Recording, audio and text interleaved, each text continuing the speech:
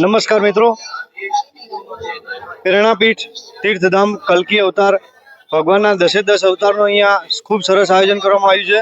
નિલેશભાઈ પટેલ સાથે એમની વિસ્તૃત માહિતી લઈશું.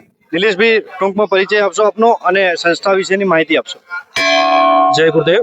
હું નિલેશ શિવલાલ ધોળો અત્યારે અહીંયા સેવામાં છીએ. કલ્કી તીર્થધામ પ્રેરણાપીઠ આની સ્થાપના આશરે 5,500 વર્ષ પહેલા દ્વાપર યુગમાં શ્રી કૃષ્ણ ભગવાને એની સ્થાપના કરેલી અને શ્રી ગુરુદેવ અમારા સદગુરુ શ્રી હંસદેવજી મહારાજે આને 550 વર્ષ પહેલા એને ઉજાગર કરેલી અને કલ્કી તીર્થધામ પ્રેરણાપીઠની એમાં ત્યાં સ્થાપના કરી હતી.